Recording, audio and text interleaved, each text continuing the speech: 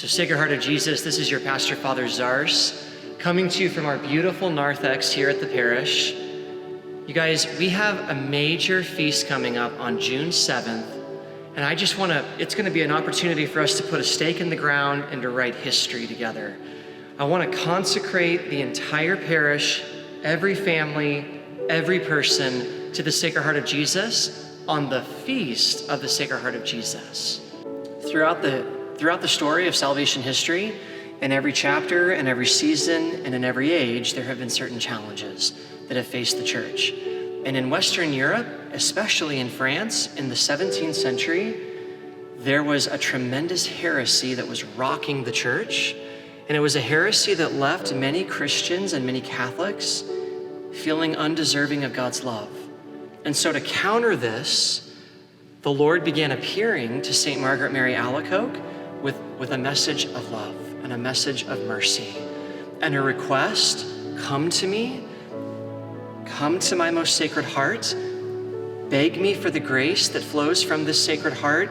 There are living streams that are ushering grace. And for those of us that are just wounded, broken, human, we need to run to the Sacred Heart of Jesus, and we need to invoke these graces that he is only too ready to share, because his Sacred Heart, he has revealed many times, it burns for the conversion of sinners. It burns for the salvation of souls. He hungers and he thirsts for our love. So that's much of what this whole consecration is about. We just want to satiate the thirst that is in the Sacred Heart of Jesus. So friends, just over 100 years ago, Our Lady appeared to 3 small children in Portugal, Lucia, Francesco, and Jacinta, with what is remembered today as the story of Our Lady of Fatima. She appeared to these 3 children, and she asked them to pray the rosary every day, to consecrate themselves to the Immaculate Heart of Mary, and to observe what is known today as the First Saturday Devotion.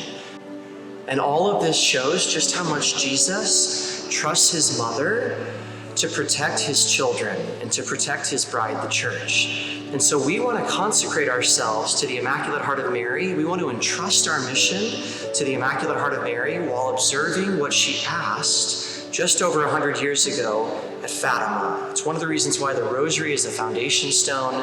It's one of the reasons why we want to bury these miraculous medals in the ground, to consecrate the parish, the campus, our mission, and each one of your families to the Immaculate Heart of Mary, because in the process, we will be giving greater glory to God.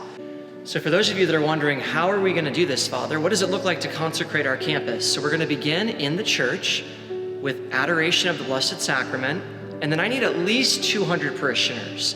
Surely I can find at least 200.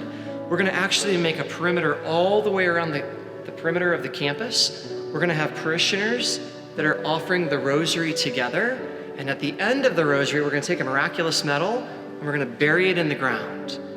And we're going to thus consecrate the entire perimeter of the entire campus, which represents every registered family, every person here at Sacred Heart of Jesus.